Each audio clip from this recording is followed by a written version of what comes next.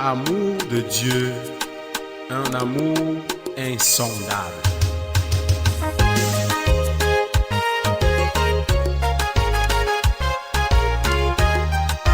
Soyez unis en Christ.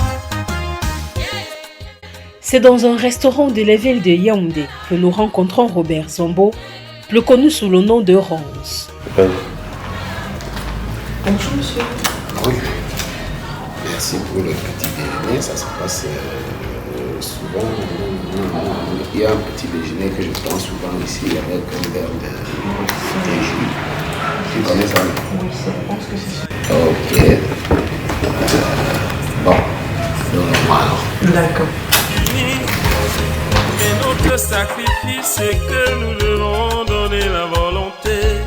Soyons donc unis en Christ. Quelques minutes plus tard, la commande est servie. Étant assis auprès du Père, il est le Dieu tout-puissant, cela n'était pas impossible. Si aujourd'hui une salade est choisie, on s'assure avoir des goûts variés. Je prends même souvent la bouillie et les beignets. De pain. Mais c'est que je n'ai pas une préférence,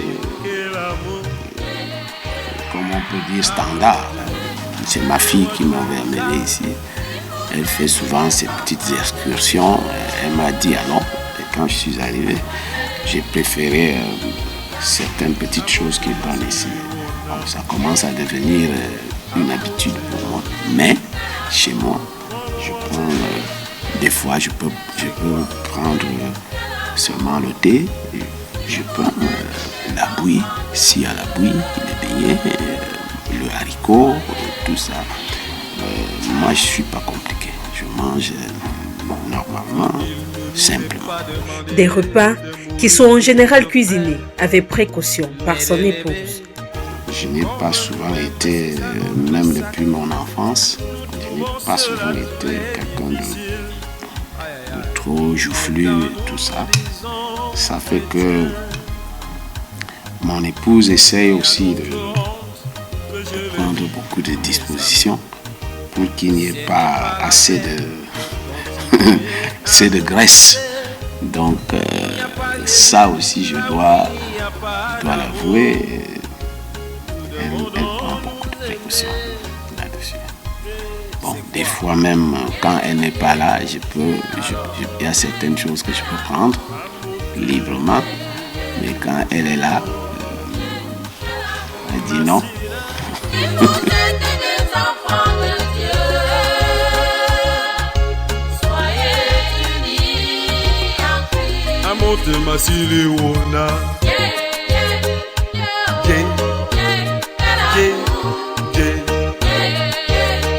C'est quoi?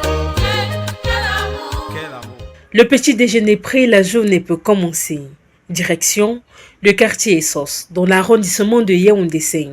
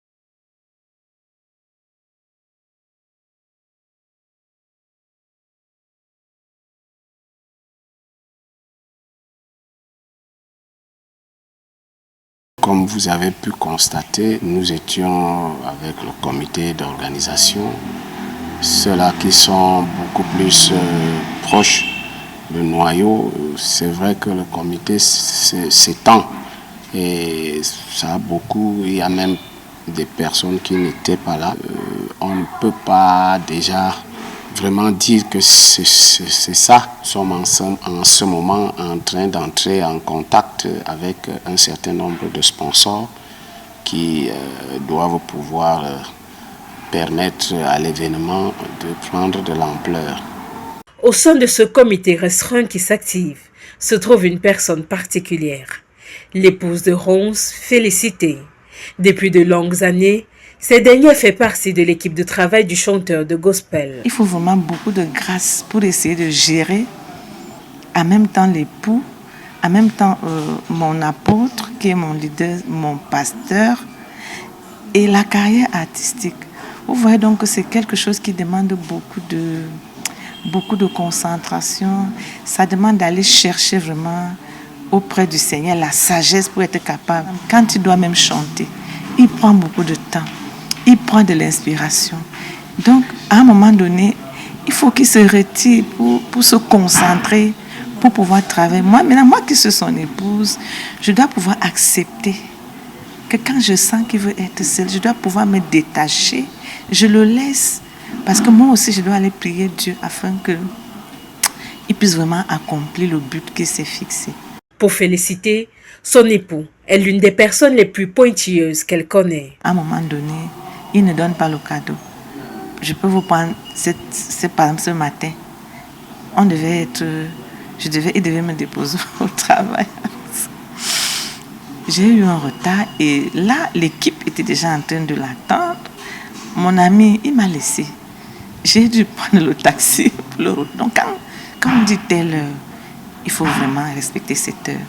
Et avec le temps, j'ai fini par m'accommoder. Parce qu'il est quelqu'un, il préfère, si vous avez dit 10 heures, à 9h45, il est déjà là. Et de temps en temps, j'avais souvent, il faut d'abord mettre le rouge à lèvres, il faut d'abord faire le nyanga. Dès que l'heure arrive, il me laisse, je prends le taxi. Un autre aspect de la personnalité de Ronce est son caractère paternel. Étant collaborateur aujourd'hui, je peux vous dire qu'il m'a adopté comme son fils. Ronce me fait partie partout. Je vais dans des pays avec Ronce. Je pars pratiquement avec Ronce partout. Je vais chez Ronce, je mange chez Ronce, j'entre dans la cuisine, je peux blaguer avec ses enfants, je peux blaguer avec sa femme. Je me fâche même lorsque sa femme ne va pas servir de la nourriture. Vous pouvez vous imaginer qu'au-delà de la collaboration, nous sommes devenus presque une relation de père et de fils. La réunion terminée, il est temps de vous faire découvrir l'une des casquettes du chanteur de gospel. Pour cela, nous prenons la route de Minkan, dans l'arrondissement.